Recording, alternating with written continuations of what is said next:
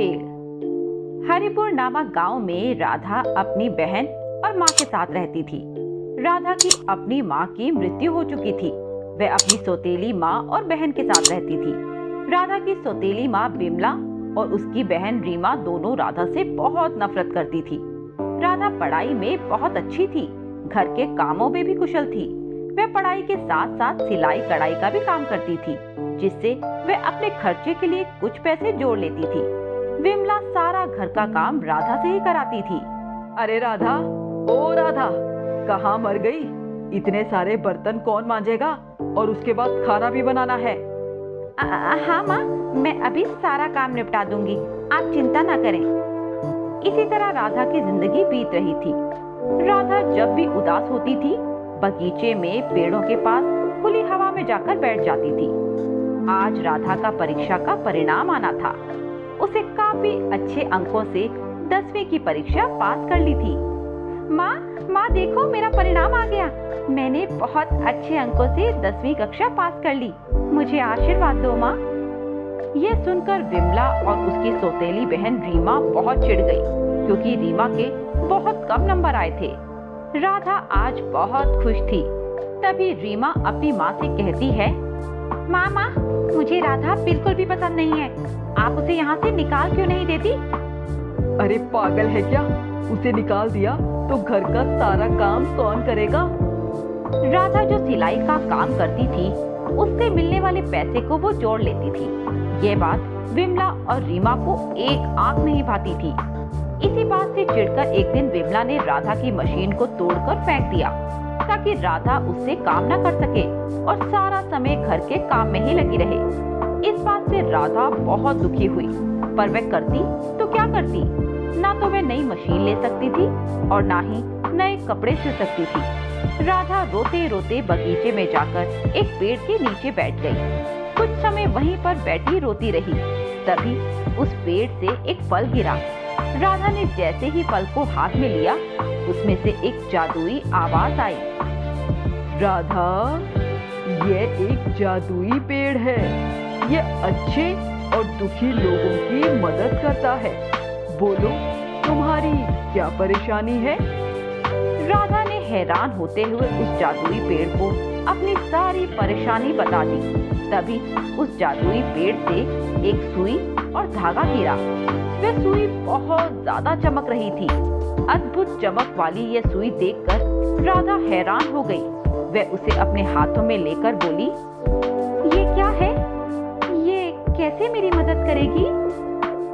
यह एक जादुई सुई धागा है। इससे तुम जो भी बनाना चाहो, उस कपड़े को इस सुई से सील देना।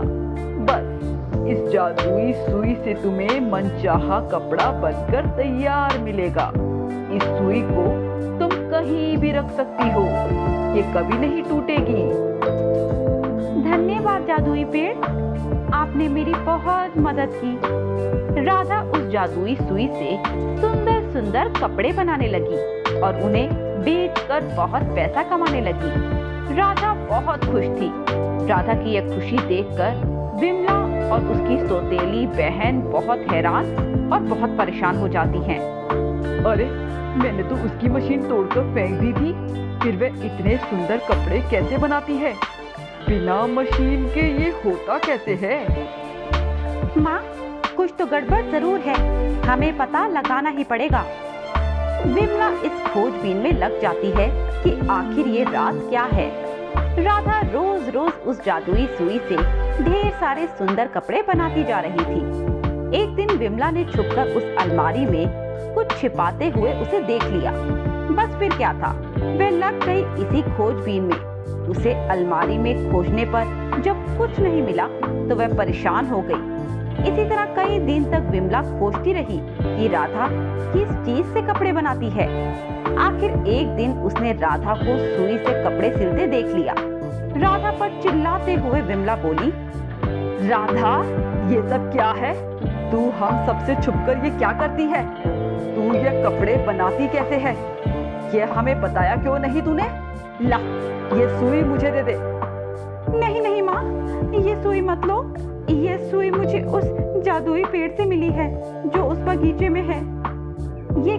हुए राधा ने सारी कहानी विमला को सुना दी। विमला यह सुनकर हैरान हो गई और कहने लगी, ला, ये सुई मुझे दे दे, ये तो मेरे पास होनी चाहिए। तू इसे छोड़कर घर का काम निपटा ले, हम कपड़े बना लेंगे, शहर में बेचकर ढेर सारे पैसे कमाएंगे। चल चुपचाप जाकर घर का काम कर। ये कहते हुए विमला सुई लेकर वहां से चली गई। राधा बेचारी वहां बैठकर रोने लगी। अब मैं क्या करूंगी, मेरी सुई तो माँ ने छीन ली। राधा उसी जादुई पेड़ के पास जाकर उसे सारी बात बताती है और बात बताते बताते रोने लगती है। राधा, चुप हो जाओ। जिन्होंने तुम्हारी सुई चुराई है उन्हें उससे कोई लाभ नहीं मिलने वाला। उसकी सारी जादुई शक्तियां अब खत्म हो चुकी हैं। तुम रोना बंद करो। आज से तुम्हें मैं एक ऐसी शक्ति देता हूँ जिसे तुम कपड़े को हाथ लगाते ही उसे मनचाहा रूप दे पाओगी। तुमसे यह शक्ति ना कोई छीन पाएगा और ना ही चोरी कर पाएगा। अब निश्चिंत होकर तुम पहले जैसे सुंदर कपड़े बनाओ। तुम्हारा हाथ लगते ही वह कपड़ा सुंदर रूप ले लेगा। राधा ने पेड़ का धन्यवाद किया और घर आ गई। उधर विमला उस सुई से कपड़ा सिल सिल कर परेशान हो गई, पर कोई कपड़ा बनकर तैयार ही नहीं हुआ। विमला ने अपना माथा पकड़ा और रोने लगी। राधा अब कम समय में ही बहुत सारे कपड़े तैयार करके शहर की दुकान में बेचने लगी। इससे उसकी और अच्छी कमाई हो जाती थी।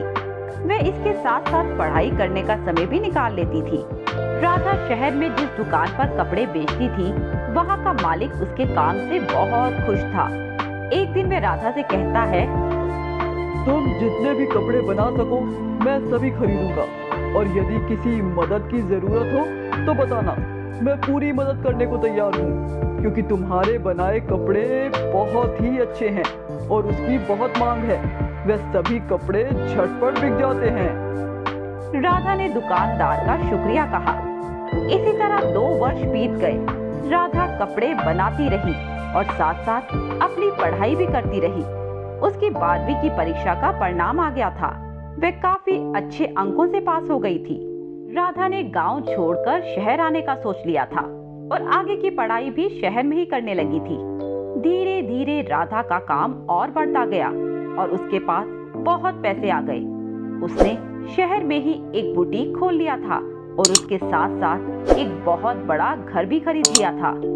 उधर उसकी सौतेली माँ और उसकी बहन, उनकी हालत बद से बदतर हो गई थी और राधा, उसका जीवन खुशियों से भर गया था।